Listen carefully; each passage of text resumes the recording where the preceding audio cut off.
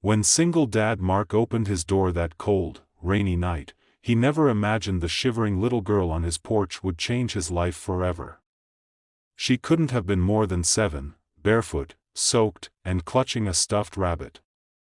"I'm lost," she whispered, tears mixing with rain. He could have called the police. But instead, he said softly, "Come in, sweetheart." What he didn't know was, her father was one of the wealthiest men in the city, and this one act of kindness would bring their worlds colliding in a way no one saw coming. Before we begin, tell me where you're watching from. And hey, if stories like this touch your heart, don't forget to like, comment, share, and subscribe. It really helps us tell more stories like this one. Mark lived a quiet life with his 9-year-old son, Jamie. After losing his wife 3 years ago, every day had felt like survival. Early mornings, school lunches, late-night dishwashing, repeat. Money was tight, but love filled the cracks. That night, when the storm hit, Jamie was already asleep. Mark was just finishing a mug of coffee when he heard the faint knocking. He opened the door, expecting maybe a neighbor, or a delivery gone wrong. Instead, there stood that little girl, trembling under a pink raincoat 2 sizes too big. Her hair was plastered to her face, her lips blue. "I can't find my house," she said between sobs. "Daddy went to get me ice cream and never came back." Mark's heart twisted. "You must be freezing.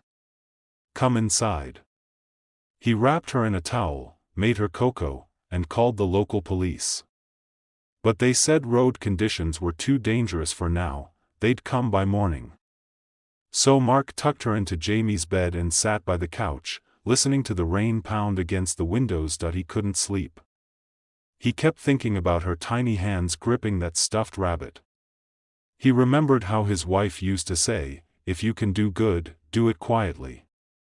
He whispered, "I hope you're watching, Anna," before dozing off. When he woke, sunlight filtered through the curtains, and the smell of pancakes filled the kitchen. Jamie was laughing with the little girl, Lily, she said her name was. It felt normal. Like family. For the first time in years, laughter echoed through the small house. Mark smiled, but as he cleaned up the dishes, a knock rattled the door again, this one loud, urgent. 2 men in suits stood outside. Behind them, a sleek black car idled on the curb. And out stepped a tall man with tired eyes and an expensive coat. The man's voice trembled as he said, "I'm looking for my daughter. Lily." Lily ran into her father's arms. "Daddy," she cried. The man dropped to his knees, holding her so tight he shook. "I thought I lost you," he whispered, eyes wet. He turned to Mark. "You took her in?" Mark nodded. "She showed up last night. I just did what anyone would do." But the man's face softened, like he hadn't heard that kind of decency in a long time. "Not anyone," he said quietly. "Most people would have called the cops and shut the door." He introduced himself as Thomas Reed, a name Mark recognized instantly. Reed Industries. Hotels. Real estate. The man who practically owned half the city. Thomas asked if he could repay him somehow, money, gifts, anything. But Mark refused. "She's just a kid who needed help. That's all." Later that week, Thomas came back. No suits, no car. Just a father, holding a grocery bag. "You said you're a single dad," he asked. "Mind if I join you for dinner?" They talked for hours. Thomas confessed he'd been so busy chasing success that he'd forgotten how to live. Mark admitted he'd been stuck in survival mode since losing his wife.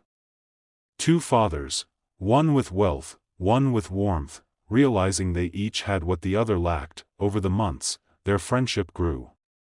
Thomas quietly helped get Mark's small repair business back on its feet, while Mark reminded Thomas how to slow down and be present with his daughter. Lily and Jamie became inseparable, and laughter once again filled both their homes. One evening, as the sun dipped below the horizon, Thomas handed Mark a folded letter. Inside was a business partnership offer, and a simple note: "You reminded me what matters most. Let's build something meaningful together." Mark looked at him, speechless. That night, as he tucked Jamie in, he whispered, "Sometimes, kindness doesn't just change someone else's life, it changes yours too." And outside, the stars glimmered over two homes, once broken, now bound by something stronger than fate, compassion. Remember, you never know how far one small act of kindness can reach. Sometimes, it's not just the lost who need to be found, it's us too.